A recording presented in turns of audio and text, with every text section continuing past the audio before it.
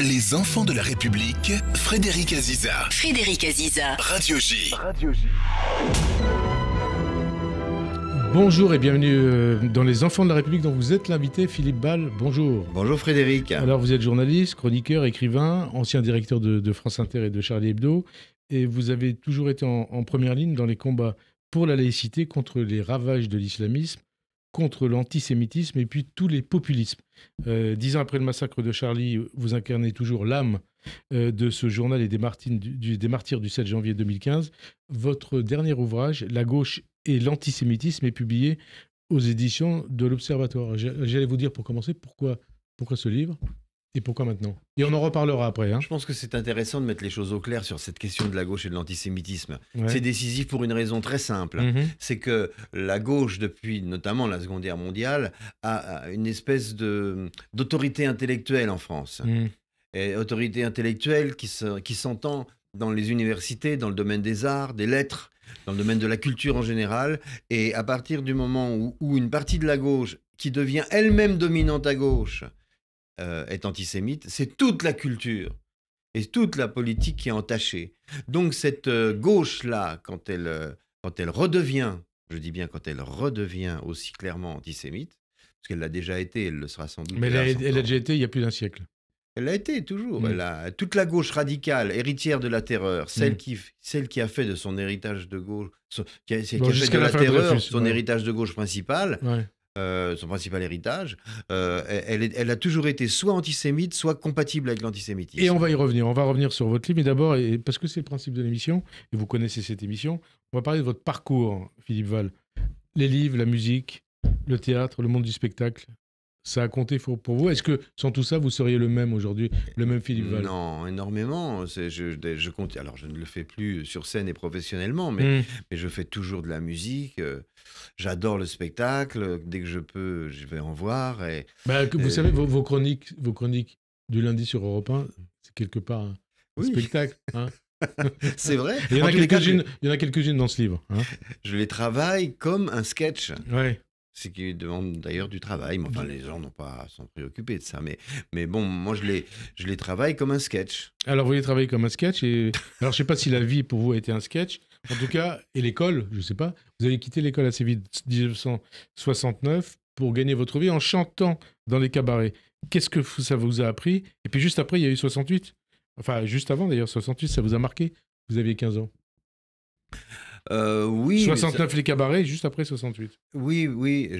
Alors, les cabarets, enfin, 68, j'étais dans un lycée privé où c'était plutôt très bon enfant et plutôt sexuel, 68. C'est-à-dire pour vous, c'était sexuel à 15 ans ? Non, mais un peu, oui, je dois le dire. Bon. Ouais. Et donc, c'était quelque chose... C'était des facilités, c'est quelque chose qui devenait plus facile. Vous savez, à 15 ans, c'est difficile, la sexualité. Ah oui. Surtout quand on a mon âge. Surtout à cette époque. Voilà, la porte n'était qu'entrebâillée sur les plaisirs de l'alcôve. Et là, tout d'un coup, il y a eu un courant d'air qui a ouvert la porte en grand. Et alors, ça vous a apporté quoi, ça ?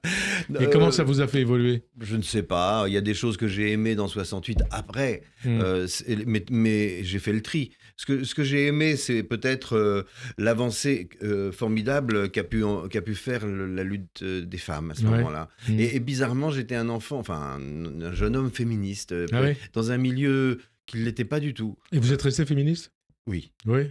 Oui, profondément. Et c'est quoi votre définition du féminisme ? Parce que les associations féministes aujourd'hui, ça va un peu dans tous les sens. L'égalité des droits, égalité des salaires, et disposer de son propre corps. Des choses fondamentales. J'ai oublié. Ah oui, qu'est-ce que ça m'a appris, les cabarets, etc. Et ensuite le spectacle. Et 68. Alors je ne sais pas ce que j'ai apporté au public, mais je sais ce que le public m'a apporté. Il m'a apporté quelque chose... j'ai un lien affectif avec le public. J'ai envie qu'il soit... Un artiste, il a envie que le public soit heureux. Même s'il est misanthrope, même si c'est une tête de cochon, au fond de lui, il a envie, même le peintre l'artiste peintre le plus rugueux et le plus misanthrope, a envie de charmer celui qui va regarder. C'est-à-dire que vous avez une âme d'artiste quelque part. Et alors, quand vous avez dirigé Charlie Hebdo, Inter, Vous aviez la même âme d'artiste? Cabu disait tout le temps, parce qu'au début je me sentais pas très légitime, puis il y avait des journaux qui disaient que je ne l'étais pas, parce que précisément je venais du spectacle, et Cabu il me disait tout le temps, c'est parce que tu viens du spectacle que ça marche, parce que tu sais diriger une conférence de rédaction, tu sais faire le show. Charlie Hebdo 92, mais on va reparler. Voilà. On va reparler. Il y a aussi vos rencontres dans le domaine avec le monde du spectacle. Nougaro, Ferré, Gainsbourg. Des gens que j'ai adorés, oui. Hein, ils vous apportaient quoi, ces gens-là? C'est pareil, ils ont tellement d'émotions. Ils faisaient des choses très fortes devant le public. Et devant vous, en privé? Alors, certains... Oui, c'est pas pareil. Dans la vie, l'artiste, c'est quelqu'un qui est dépassé par ce qu'il fait. Moi, j'ai toujours pensé qu'un artiste, c'est quelqu'un qui est plus con que ce qu'il fait. Et si un artiste est plus intelligent que ce qu'il fait, c'est un salaud. Ah bon? Oui. Et parce qu'il trompe son public. Voilà. Et non, il diminue quelque chose. Alors qu'il faut tout donner. Il faut donner le maximum. Et il faut penser que le public est très intelligent. Nougaro, Ferré, Gainsbourg, ils donnaient... ils donnaient tout. Il donnait beaucoup au public. Il faisait confiance au public. Sinon, ça peut difficilement marcher. Il était honnête. Il ne faut pas être parano pour faire ce Des fois, j'ai l'impression que vous êtes un peu parano, mais on en reparlera. Pas du tout. Bruckner, BHL, Elisabeth Badinter et Robert Badinter. C'est des gens qui m'ont beaucoup marqué. Oui, ouais.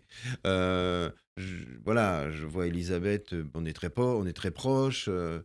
Bernard, j'ai partagé beaucoup de ses convictions et de ses combats. Bernard-Henri Lévy, beaucoup de ses convictions et de ses combats. On a marché sur des chemins vraiment parallèles et en se retrouvant souvent, avec beaucoup d'amitié. Bruckner, c'est quelqu'un de très proche, c'est un ami que j'aime beaucoup. Petit à petit, les années nous ont rassemblés. Il y en a eu d'autres? Oui, il y en a d'autres qui sont moins connus, mais des journalistes du Point, des gens que j'aime beaucoup, de différentes rédactions d'ailleurs. Et je suis très content parce que il y a 20 ans, 25 ans, quand on publiait des choses dans Charlie, comme les caricatures et des prises de position difficiles, on était très seuls. Et aujourd'hui, on est moins seuls. Il y a quelque chose qui s'est dispersé dans la presse. C'est 2015 qui a changé les choses ou pas? Donc 2015, le massacre de Charlie et les pères cachères. Non, c'est pas que 2015. 2015 a été important. Vous avez perdu quand même vos amis. Oui, ça a été. Je veux dire, le choc a été important. Je pense que les Français n'ont pas oublié. Beaucoup d'intellectuels et de journalistes. Certains politiques ont oublié. Ouais. Oui, certains politiques ont oublié très vite. Ouais, très vite. C'est presque. Mais d'autres non. D'autres, des gens comme Manuel Valls n'ont rien oublié et n'oublieront jamais rien. Ce sont des gens fidèles. Ce sont des gens qui attachent de l'importance à l'histoire et à la réalité. Et aujourd'hui, je trouve qu'on est moins seul qu'il y a 20 ans. Y compris dans le cadre du combat pour la laïcité, y compris. On est 21 ans après la loi sur les signes religieux à l'école du 15 mars 2004. Absolument. Il y a des gens de droite et de gauche qui sont sur des positions absolument très honorables là-dessus. Ça va de Cazeneuve à des intellectuels de différentes opinions jusqu'à Retailleau. Ce sont des gens qui sont solides sur leurs convictions et je trouve ça rassurant. Et les convictions exprimées parfois par le RN, par les élus du Rassemblement national pour la laïcité, vous y croyez ou pas? Oui. Vous croyez alors Oui, j'y crois parce que conviction. Je vois pas. Je suis pas du tout d'accord avec les élus du RN. Je suis politiquement en désaccord avec eux profondément sur des choses qui me tiennent beaucoup à cœur. Mais quand ils protestent de leur laïcité, je les crois. Le jour où ils diront le contraire, je les croirai aussi, je les combattrai là-dessus. Et pour l'instant, je suis d'accord avec eux.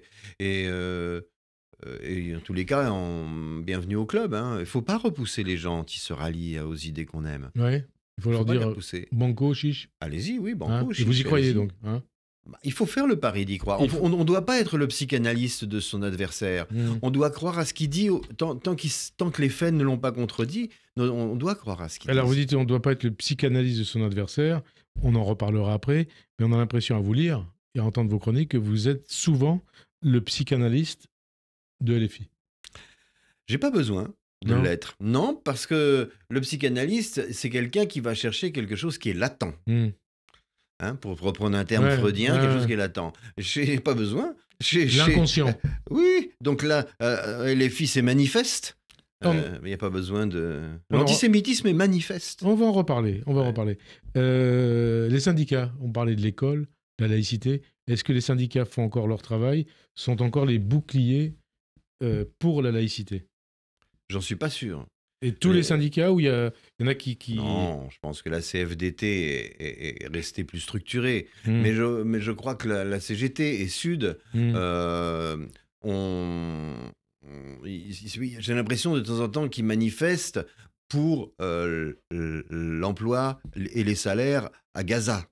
C'est-à-dire préciser les choses. Je pense qu'on voit davantage de drapeaux palestiniens dans leurs manifs maintenant que de revendications qui seraient celles des syndicats. Non, je pense qu'on Alors, on précise les choses. Vous faites allusion au fait que dans un certain nombre de manifestations de la CGT, notamment c'était le cas le 1er mai, ou de Sud, ou d'autres syndicats, qui manifestent avec LFI, avec une partie de la gauche, il y a beaucoup de drapeaux palestiniens. Ça vous étonne ou ça vous choque? Ça me choque. Pourquoi? Ça me choque parce que je ne vois pas pourquoi les justes revendications des gens qui sont mal lotis dans le monde du travail sont liées à la Palestine. Qu'est-ce que ça vient foutre? Enfin, c'est se foutre du monde. C'est-à-dire se foutre du monde? Eh bien, qui peut croire qu'on peut dialoguer avec des gens qui confondent tout comme ça? Or, un syndicat... Vous parlez de qui? De la CGT? Les syndicats, oui, de Sud et de la CGT. Si on discute...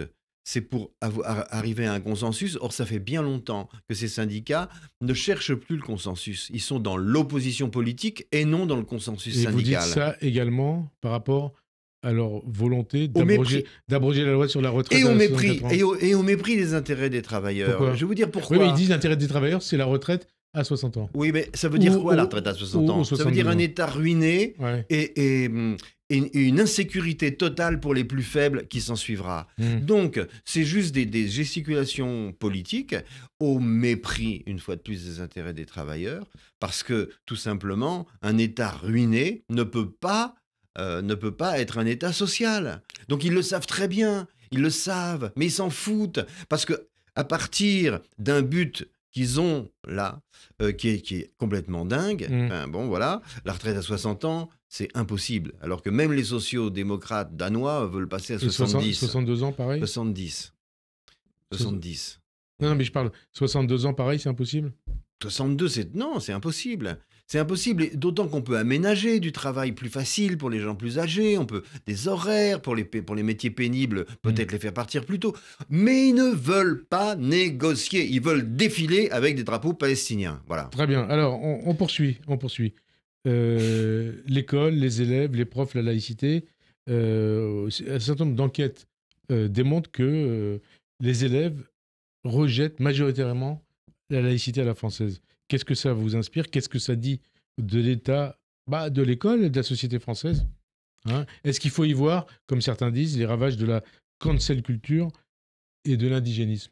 Alors, moi j'y vois surtout et avant tout, la cancel culture et l'indigénisme, etc., le wokisme, si vous voulez, c'est un académisme.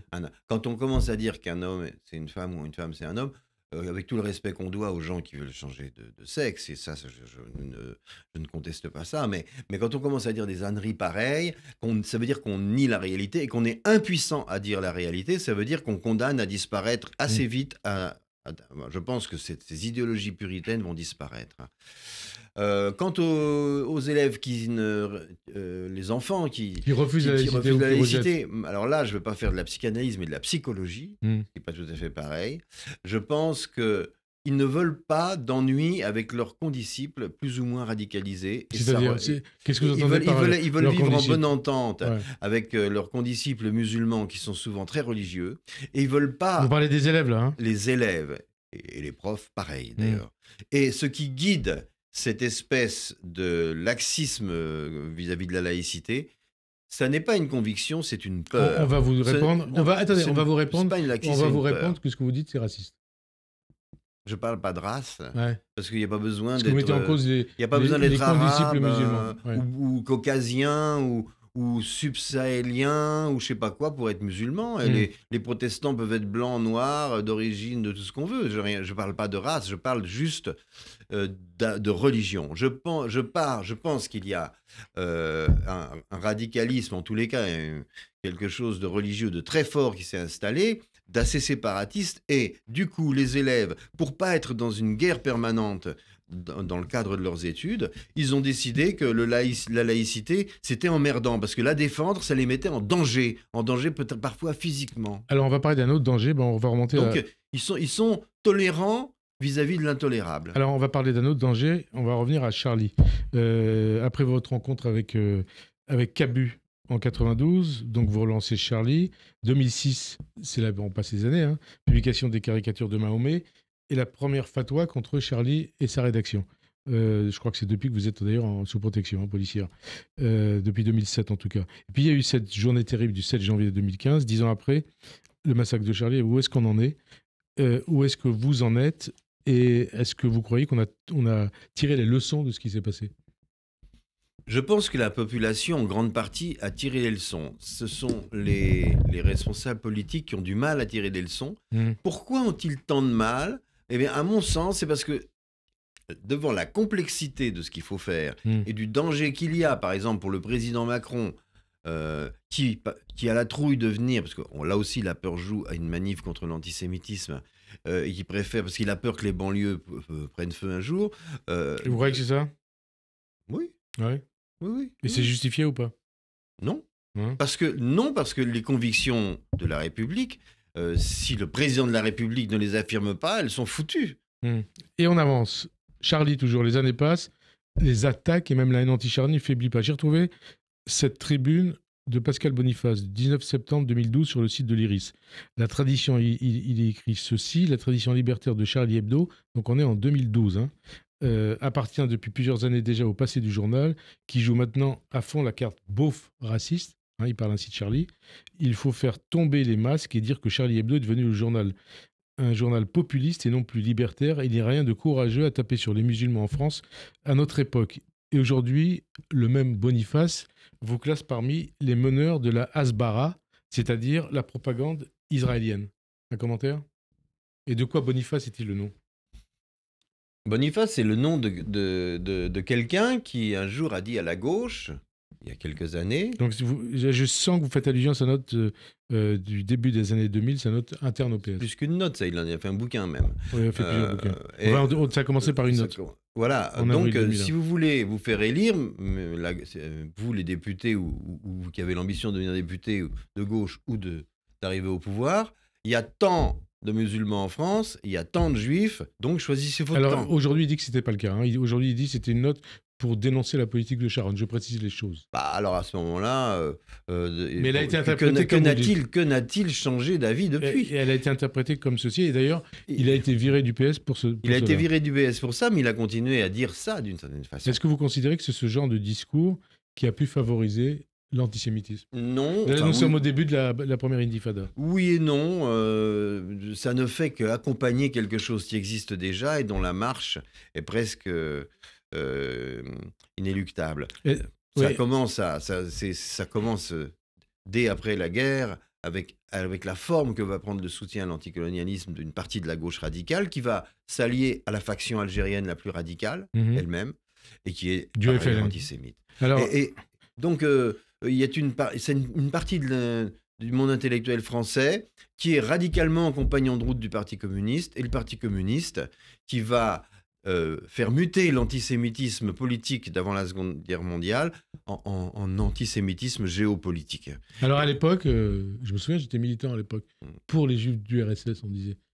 Et donc le Parti communiste défendait à l'époque le régime soviétique. Absolument. Qui persécutait les juifs d'URSS. Et puis non seulement ça, mais le Parti communiste ainsi que les compagnons de route et nos grands penseurs de l'époque, dont le magistère, même s'ils sont morts, continue à s'exercer actuellement en France, ils se sont tus après la Shoah, lorsque, pour la première fois après la Shoah, un État a été antisémite, c'était l'Union soviétique avec le complot des blouses blanches et l'assassinat des médecins juifs. Silence radio de nos intellectuels. 55 ou 56. Donc Boniface, il n'a rien inventé. Il a fait que prendre un train en marche, si je puis.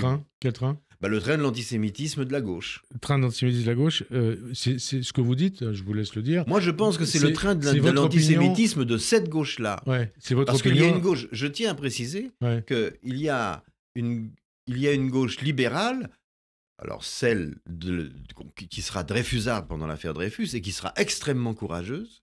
Il y a une gauche qui n'a jamais été antisémite, une gauche libérale, celle de Blum, celle de jusqu'à Michel Rocard, et Manuel Valls, etc. Il y a une tradition qui, au contraire, lutte contre l'antisémitisme. Lionel Jospin. Lionel Jospin, avec beaucoup de courage, absolument.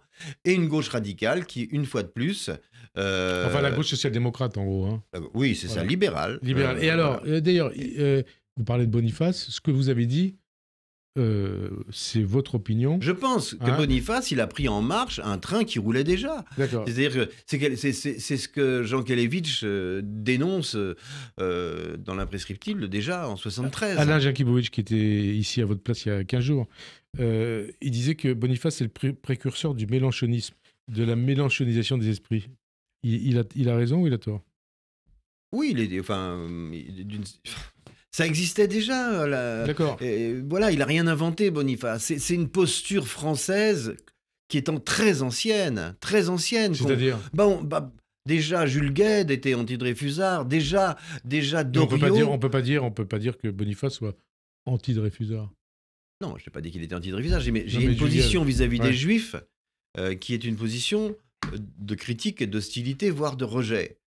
Pour des raisons idéologiques que Marx a été un des premiers à idéologiser, justement. Et donc là, vous parlez de Boniface, on est d'accord? Je parle de Boniface, je dis qu'il se rattache à un courant que Marx a contribué à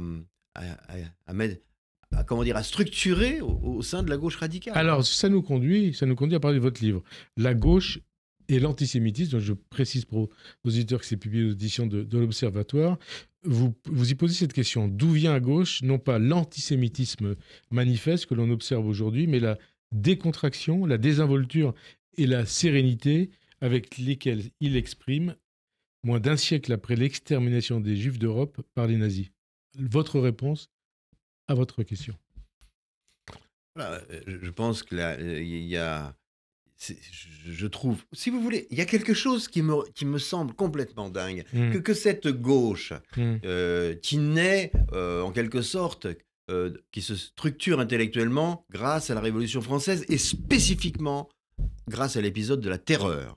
Et cette gauche-là, cette gauche radicale, qu'elle n'ait pas fait son aggiornamento après la Seconde Guerre mondiale, étant donné qu'il y a eu l'extermination des Juifs d'Europe, me stupéfie, alors que l'Église catholique l'a fait. Mais ça veut dire quoi? Parce que la gauche, quand même, après la Seconde Guerre mondiale, et même pendant la Seconde Guerre mondiale, elle était du côté des résistants. C'était pas une gauche antisémite. Bien sûr qu'elle a été du côté des résistants après la rupture du pacte germano-soviétique. Vous parlez de la gauche communiste, là, vous parlez pas de la gauche social-démocrate. La gauche social-démocrate, elle a toujours été propre. Donc là, de ce point de vue-là, cette gauche-là a toujours été propre. C'est celle, d'ailleurs, qu'on traîne dans la boue en permanence. C'est la seule, celle qu'on traîne dans la boue, c'est la seule qui est propre. Et on va avancer, oui. Et donc, Vatican II, 2000 ans 2000 ans d'antisémitisme religieux. Et de persécution. Et de persécution. Avec des textes, les évangiles, y compris synoptiques, et les écrits de saint Paul, qui sont antisémites, qui font de l'antisémitisme chrétien. Le pape Jean XXIII revient là-dessus et dit non, les Juifs, c'est pas un peuple déicide. L'Église a eu le courage et la gauche radicale n'a pas eu le courage. Et vous rappelez dans votre livre d'ailleurs ce que Jean-Luc Mélenchon a dit. C'était en 2020, je crois. Ils disent que ce que Jean XXIII ne veut plus qu'on dise. Il dit quoi? Le peuple déicide. Enfin, les Juifs ont... Exactement. Jésus a été tué par... C'est ce que Vatican II a... Dire ça, pour un catholique, c'est un péché. Un péché grave. Et Mélenchon le dit. Donc, vous voyez, c'est quelque chose d'incroyable que l'Église, qui a 2000 ans à réviser sur sa propre position, l'ait fait, et que eux, la gauche radicale, ne l'aient pas fait. C'est vraiment la honte des hontes. J'ai pas la phrase exacte de Mélenchon en tête, mais... Ça correspond à ça. Ouais. Alors, votre livre, vous parlez pêle-mêle de la trahison des clercs, des conséquences de l'islamo-gauchisme et du wokisme, notamment à l'université et à Sciences Po. vous parlez des fossoyeurs, de la culture des voyers, des mots empoisonnés, du Goncourt, et bien entendu de la stratégie de LFI. En quoi tout cela est lié. En quoi?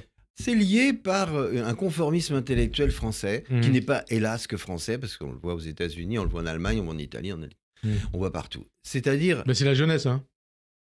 C'est aussi la vieillesse, parce que c'est la morale, c'est cette vieille morale.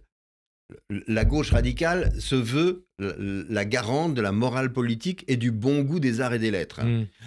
Genre Annie Ernaux, quoi. On a donné donc prix Nobel de littérature. Prix Nobel de littérature. Ouais. Voilà. Non mais quand Kundera était encore vivant, donc les jurys Nobel suédois, là ils ont complètement pété un câble. Bon. Et non mais ça dit beaucoup. Ça dit beaucoup. Ça veut dire que la victoire de la gauche radicale sur la gauche est patente. Et il faut qu'on avance. Au début du 21e siècle. Il faut qu'on avance. Vous parlez du Goncourt. Je laisse nos auditeurs lire tous ces chapitres. On va avancer. Culture. Ah oui, culture. Vous parlez du parcours du rappeur iranien Toumaj. Je crois que ça se prononce comme ça. Qui s'oppose au Mollah, qui a été condamné à mort. Sa condamnation à mort donc n'a pas été... il n'a pas été exécuté. Il a même été relâché assez récemment. Voilà. Et vous notez que nos rappeurs, notamment donc les rappeurs français, les soutiennent, les mollahs iraniens, parce qu'ils veulent rayer Israël de la carte. Et vous dites, je vous cite, qu'on mesure mal l'impact de ces rappeurs sur les cerveaux malléables des enfants. Ils ont des millions de followers sur les réseaux sociaux. De quoi le rap français est-il le nom? Alors, c'est difficile de faire une généralité, et je ne suis pas spécialiste du rap, mais j'en entends quand même. Ouais. Et le grand rassemblement rap qu'il y a eu, je crois que c'était à l'Accor Arena... Défense, ça a été très drapeau palestinien là aussi. Donc, comme c'est une musique très à la mode et qui est celle de la rébellion et que les adolescents, c'est l'adolescence une période de rébellion, ils s'insèrent dans cette rébellion adolescente, ils se mettent dedans, ce qui est parfaitement dégueulasse parce que c'est de la propagande. Au passage, alors je ne sais pas si c'est de la propagande ou pas, vous allez me le dire, sur l'affiche de la marche des fiertés qui a lieu le 28 juin à Paris. On précise les choses. Marche des fiertés, ça veut dire marche pour l'égalité des droits, notamment pour les homos, pour les gays. Et un drapeau palestinien. Quel rapport entre la marche des fiertés et la Palestine, quand on connaît, on va dire les choses.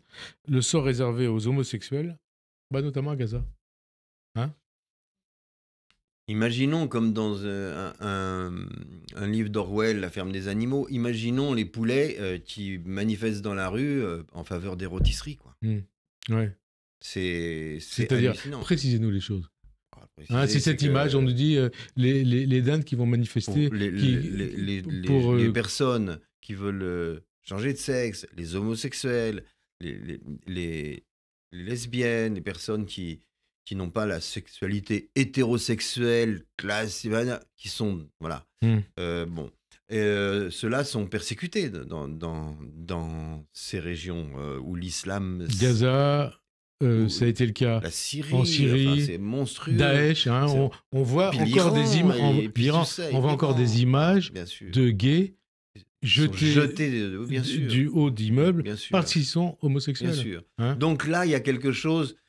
Vous savez, ce qui fait la spécificité de cette gauche du bien, de cette gauche radicale, elle a une spécificité formidable. C'est que la réalité ne la touche pas. Elle s'en fout. Elle va en Union soviétique, elle dit mais Staline, mais il a fait le bonheur du peuple. Georges Marchais, bilan globalement positif. Voilà, ils vont en Chine, 40 millions de morts. Oh non mais c'est tellement merveilleux. Les Chinois ont l'air tellement heureux. Il y a des on a dit la même chose pour le Cambodge. Voilà, le Cambodge. Donc la réalité n'existe pas. La réalité n'existe pas. Ce qui compte, et là où mon intelligence va servir à établir des raisonnements, c'est pour prouver quelque chose, c'est pour prouver un mensonge. Et donc là, cette histoire de l'affiche de la fierté... c'est ça, c'est-à-dire que le réel n'existe pas. Comment peut-on faire confiance à des gens pour lesquels le réel n'existe pas ?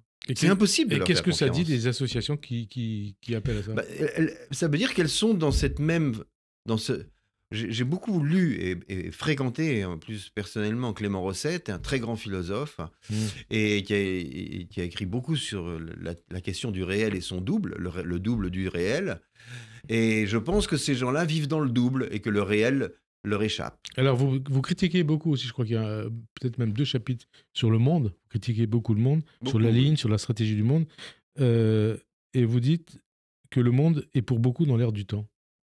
Oui, bien sûr, parce que Le Monde, c'est le journal Le Monde. Hein. Le Monde est au journalisme ce que le Vatican est au catholicisme. C'est-à-dire que quelqu'un du Monde, même si c'est un bon journaliste et qu'il a des prises de position honnêtes, etc., il ne peut pas entendre les critiques sur son journal parce que quand on est cardinal, on ne critique pas. C'est un journal de référence. On ne critique pas le Vatican. Le Monde n'est pas un journal de référence. Il est considéré comme étant un journal de référence. Il est considéré depuis la Seconde Guerre comme un journal de référence. Il ne l'a jamais été. D'ailleurs, même le général de Gaulle disait, dans Le Monde, tout est faux, sauf même la date. Ça veut dire que pour vous... Attendez, précisez les choses. Pour vous, la presse Bolloré, c'est plus une presse de référence que Le Monde ? Non, il n'y a pas de journaux de référence en France. Je trouve qu'aujourd'hui... Par exemple, si vous prenez les pages, c'est très intéressant. Le monde a changé. Moi, je ne fais que l'observer. Je ne dis pas que c'est bien ou que c'est mal. Le monde a changé. Les pages débat du Monde et les pages débat du Figaro. Dans les pages débat du Monde, vous avez des espèces de... toujours les mêmes sociologues qui sortent de l'EHESS comme des coucous, sortent des pendules suisses et disent toujours la même chose. Et dans les pages débat du Figaro, il y a des intellectuels brillants. Vous dites qu'il y a plus de débats, quoi. Mais oui, parce que le monde n'a pas compris que l'ère du temps avait changé. On avance, l'ère du temps a changé. On le voit aussi dans les manifestations. Vous citez l'islamiste Elias Dimzalen, vous citez cette manifestation du 8 septembre 2024, c'était à la Bastille, à Paris. C'est une manifestation pour la Palestine. Il était aux côtés des principaux dirigeants de la France insoumise. Et il appelait à l'intifada à Paris. Et là, vous faites un parallèle qui me paraît intéressant. Oui, parce que ça veut dire, l'intifada, ça voulait dire tuer des juifs là-bas, à coups de pierre. Imaginons qu'un catholique dise on va tuer les Arabes à coups de pierre. Ça aurait été parce que là, vous dites, le scandale des scandales. Parce que vous écrivez, il n'y a pas eu de réaction. Il y a eu zéro réaction à cette phrase de ce type. Mais alors qu'elle a été dite dans un micro. Elle a été dite à des gens nombreux. C'est une voix qui parlait à du public. Donc il y a une responsabilité. Je parlais tout à l'heure du spectacle, quand on est sur une scène, on a une responsabilité. Une responsabilité. Alors, après... Imaginons une seconde que le truc inverse, enfin, de dire, voilà, de l'autre côté, dire maintenant, on va lancer des cailloux sur les Arabes. Non, mais enfin, ça veut dire quoi ? Ça aurait été un scandale. C'est pas pour ça que vous dites il faudrait dire ça. Hein. Bien sûr que non. On précise les choses parce que jamais dire ça. Vous savez, quand on fait une déclaration, après, elle peut être interprétée. Non, il ne faut jamais dire ça, en aucun cas. On est d'accord. Alors, aussi, dans ce livre, un certain nombre de pages consacrées à la stratégie de Mélenchon. Pourquoi vous parlez de l'imposture de Jean-Luc Mélenchon ? Vous dites Jean-Luc Mélenchon ne cherche que des voix des musulmans, des banlieues et des bobos akéfiés. Qu'est-ce que ça veut dire ? Donc, imposture, et puis, pourquoi vous dites ce qui suit ? Je pense que c'est pas très... Pour un homme politique, un député qui a bénéficié, en quelque sorte, du statut de sénateur des années, bref, mandat européen, enfin, s'exprimer comme il le fait pour essayer de draguer, en supposant que tous les musulmans sont radicalisés, parce que finalement c'est assez raciste. Comme il le fait, vous dites que ça veut dire quoi ? J'ai pas... Pas comme il le fait, bien sûr. Ouais. Donc, vous pensez à quelle cette France, cette nouvelle France dont il parle, qui est une France avec des mosquées, et non pas une... Vous voyez, cette nouvelle France... à ce propos, d'ailleurs, il faudrait revenir sur cette question du judéo-christianisme de la civilisation européenne, ce qui sera assez intéressant aujourd'hui. Mais, donc, cette France-là, elle existe... elle suppose en quelque sorte que les musulmans sont tous du même avis, ce qui n'est pas le cas en France. Ils ne sont pas du tout du même avis. Quel avis ? Ils ne sont pas tous pour une islamisation du pays, mais vraiment pas. C'est l'avis de Mélenchon ? Il parie là-dessus, sinon il ne jouerait pas. Il jouerait pas de façon absolument radicale la carte de Gaza, la carte d'anti-israélienne, qui, une fois de plus, qui est un antisémitisme géopolitique, l'antisionisme. Ça veut dire quoi, il parie là-dessus ? Pardon ? Ça veut dire quoi, il parie là-dessus ? Il parie sur un vote parce que les gens seront contents d'entendre ça. Mais le vote, il sait très bien, parce qu'il n'est pas là où c'est quand même un peu une imposture, il sait très bien que ce vote sera toujours minoritaire. Or, qu'est-ce qu'on fait avec un vote minoritaire? Et c'est là que le vieux mec de gauche radicale, le vieux trotskiste ressort, parce que prendre le pouvoir avec une minorité violente, ça a été le plan de Trotsky lui-même, qui a théorisé sur la prise du pouvoir à Petrograd par Lénine en 1917. Et après, on sait ce qu'il est devenu. Hein. Et voilà. Bon, mais donc, il parie sur le fait qu'une minorité, une petite minorité très violente, toujours la terreur, Mélenchon, toujours, Mélenchon bien sûr, peut prendre le pouvoir ou déstabiliser un pays ou faire une guerre civile. Et vous croyez que Mélenchon cherche la guerre civile? Non, peut-être pas, mais il a envie d'avoir cette Kalachnikov-là dans la main. Quel Kalachnikov? D'avoir cette arme dans la main pour parler au pouvoir. L'arme, je suis le chef d'une minorité qui peut faire une guerre civile. Il sort armé dans les rues, en quelque sorte. Vous voyez ça peut déboucher sur quoi? Sur une révolution? Sur une guerre civile? Je pense le plan qu'il a, c'est de tout faire pour détruire la gauche et le centre, comme la gauche radicale et les communistes ont fait avant la Seconde Guerre mondiale. Après la Première Guerre mondiale, ils ont zigouillé en Allemagne notamment, tous les libéraux, tous les socialistes libéraux. Pour pouvoir, en quelque sorte, être seul face aux fascistes qui vont gagner les élections et devenir incarner la statue de l'antifascisme. Et alors, vous parlez aussi c'est le titre d'un chapitre, ce qu'on peut dire et ne pas dire. Est-ce que l'on peut dire que Mélenchon a été antisémite et que LFI est le premier parti antisémite de France? Alors, pour nos auditeurs, je sais que je pose souvent cette question, mais parce que c'est une question qui se pose. En tous les cas, c'est un parti antisémite. Quoi? Quel parti? Mais le LFI est un parti antisémite. Et Mélenchon est compatible avec cet antisémitisme-là. Ça veut dire quoi? Ça veut dire que ce qu'il y a de dangereux avec les antisémites, ce n'est pas l'imbécile qui arrive au carrefour et qui dit « Bonjour, moi je suis antisémite ». Non, c'est pas lui qui est dangereux. Ce qui est dangereux, c'est tout ce qui est compatible avec lui. C'est pas Dieudonné qui est dangereux. C'est ceux qui sont compatibles avec Dieudonné. C'est pas... Vous voyez, ça crée des masses, des foules, une meute. Absolument. Une meute.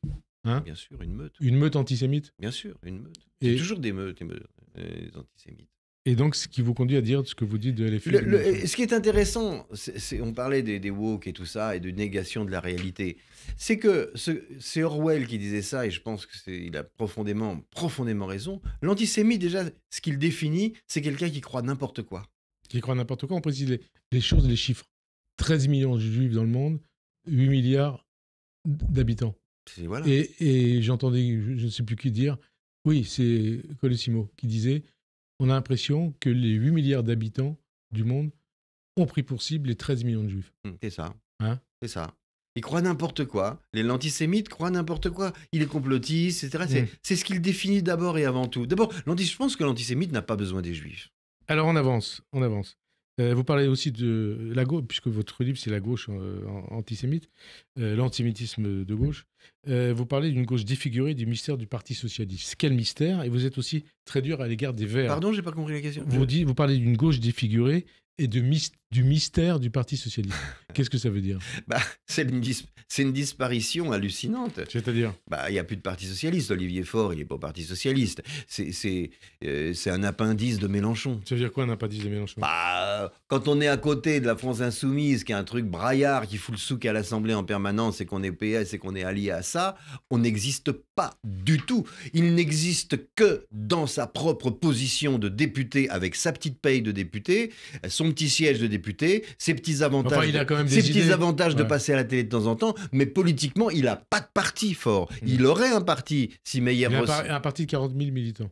Il aurait un parti si Meyer Rossignol gagnait face à lui. Mais voilà. Alors, vous êtes aussi très dur à l'égard des Verts. Vous les qualifiez même de Verts de la honte. Et je vous cite, passer du vert au rouge et du rouge au brun en provoquant un débat, et ce sont toujours vos propos, un débat public qu'on croyait passé de mode depuis la Libération, pour ou contre l'antisémitisme. Qu'est-ce qui vous pousse à dire ça?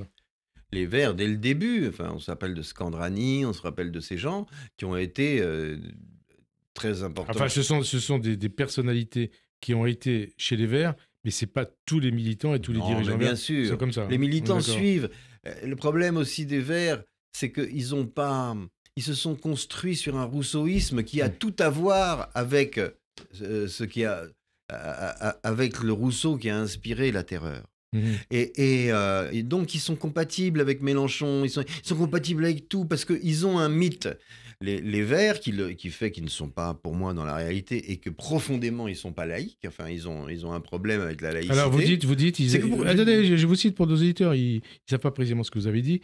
Vous accusez les Verts d'avoir sacrifié la laïcité sur l'autel de l'islam turc qui rêve d'une Palestine sans Israël et d'une planète sans gluten. C'est un curieux aussi. Hein, c'est vous qui le dites, hein? Oui. Hein, ça vous fait rire? Oui, ça me fait... Oui, parce que quand c'est loin, quand j'ai écrit ça il y a longtemps, vous parlez en vrai, au bout d'un moment, c'est comme si quelqu'un d'autre te disait. Mais, donc, ils ont un mythe, celui de la nature. Et une nature qui est une référence à ce qu'il faut être, une nature qui nous dirait, par sa façon d'être, comment nous, on doit être. Et cette nature, en tant qu'exemple, en tant que paradis, n'existe que dans leur tête. Et alors, c'est Dieu. Ça veut dire que pour eux, c'est une divinité. Ils ne le savent pas. Ils ne savent pas qu'ils sont croyants. On avance. Mais ils sont croyants. Ils sont croyants. Lequel, Lucie Castet, ou Castet, pardon, vous y consacrez un chapitre?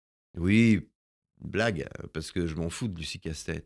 Elle est sortie de là comme un petit herpès, en pleine crise des retraites, et en pleine crise de gouvernement. Elle est sortie là comme une maladie parlementaire. Elle a sans doute de la valeur, mais la pauvre, elle a eu un rôle très compliqué. Et puis surtout, elle s'exprime. Ce qu'elle dit est fou. Non, vous parlez de ce qu'elle a dit à l'Élysée en sortant. À l'Élysée en sortant, alors j'ai appris que c'était vous qui lui aviez fait dire, je ne savais pas que c'était vous. Mais impossible pour cette jeune femme de dire qu'un terroriste est un terroriste. Un terroriste, c'est un résistant. C'est une question qui lui a été posée. Mais quand on dit qu'un terroriste est un résistant... Mais c'est pas ce qu'elle a dit, elle n'a pas voulu répondre. C'est pas ce qu'elle a dit. Non, mais elle a dit c'est pas à l'ordre du jour. Voilà, c'est pas à l'ordre du jour. Et puis donc, le lendemain, il y a eu l'attentat contre la synagogue de... Voilà, l'ordre du... Quand c'est pas à l'ordre du jour... On avance. Trahison aussi, parlez de trahison de la Ligue des droits de l'homme, passé selon vous d'idiots utiles du communisme aux idiots utiles de l'islamisme, la Ligue des droits de l'homme. Bien sûr. Dès avant la guerre, ils ont déjà... il y a eu la période d'après-guerre où ça a été autre chose. Oui, c'est vrai. Mais ça a été très ambigu. Ils ont été ambigus. Ils ont été créés magnifiquement pendant l'affaire Dreyfus. Et après, ils ont eu un schisme très important dans les années 30. Oui, vous en parlez dans le livre. Je renvoie nos auditeurs à votre livre, parce qu'il faut qu'on avance. Il reste 3 minutes, plusieurs questions. Vous abordez, en fin de livre, ce que vous appelez la guerre des valeurs. Je vous cite, quand je dis que j'aime l'Italie, par exemple, personne ne me demande si je suis italien. Mais quand je dis que j'aime Israël, on me demande si je suis juif. Or, je ne suis pas juif, et j'aime Israël pour la même raison que j'aime l'Italie, l'Angleterre ou le Danemark, parce que c'est un pays où souffle l'esprit européen. C'est vrai. Et là aussi, on va me dire, mais c'est du racisme. C'est du racisme. Non. Parce que ça veut dire que vous dénoncez, vous rejetez l'Orient. Je ne rejette pas l'Orient. J'aime l'esprit européen plus que je n'aime l'esprit oriental. Mais j'ai le droit. Vous avez raison, mais je vous pose... vous préférez préciser les choses. On peut préférer l'Europe de la Renaissance à l'Europe du féodalisme sans être raciste. Alors, racisme. C'est pour parler du racisme que je vous ai posé cette question. Dans l'actualité, il y a ce meurtre raciste à Puget-sur-Argence. Cet homme assassiné par son voisin parce qu'il était tunisien. Un assassin qui a revendiqué sa proximité avec l'extrême droite, avec Jean-Marie Le Pen, dans des vidéos qu'il a postées avant et après cette exécution de ce voisin. Est-ce qu'il y a une parole publique qui alimente le racisme d'atmosphère? En clair, est-ce que le débat autour de l'immigration peut alimenter le racisme d'atmosphère et provoquer le passage à l'acte? Et c'est une question importante. Oui, c'est une question importante. D'abord, il n'y a pas longtemps, hélas, ça fait très très très longtemps pour le pauvre Boualem Sansal, mais oui, et vous citez aussi Boualem Sansal dans le livre. J'ai signé, on signait tous les deux à Valence des bouquins, et j'étais étonné par le nombre d'Arabes, de gens d'origine arabe qui venaient auprès de Boualem pour l'encourager et le soutenir. Donc on est loin quand même de... c'est pas une question d'arabe. Non mais là c'est un meurtre raciste. Non mais c'est pour ça. Le type, ce dont il parle... Même un assassinat terroriste raciste. En tous les cas, c'est un acte raciste.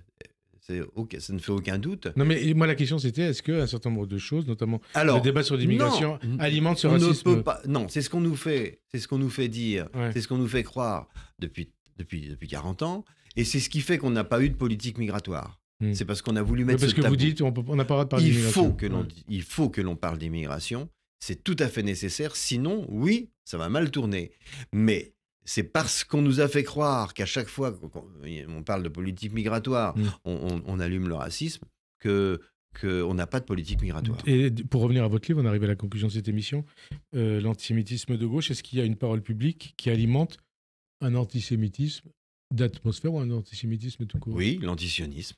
Ouais. Bah voilà, et ça vient d'où aujourd'hui en France? L'antisionisme, voilà, il vient. Alors il faut faire attention parce que ça tendance à se répandre, mais je pense que la population française n'est pas antisémite, que c'est vraiment une agitation d'extrême gauche qui, hélas, rencontre un certain succès.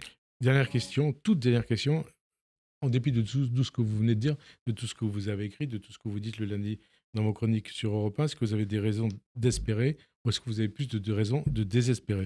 Moi, je pense qu'on n'a jamais gagné, qu'on n'a jamais perdu, qu'il faut se battre tous les jours à arracher les saloperies comme on fait dans un jardin et que si on arrête de le faire, ça repousse. Donc il faut être vigilant si on veut avoir un endroit habitable et que la lutte, elle est de chaque jour. Alors avant de conclure, je rappelle Philippe Val que votre dernier ouvrage, La gauche et l'antisémitisme, est publié aux éditions de l'Observatoire. Merci en tout cas d'avoir accepté de participer à cette émission.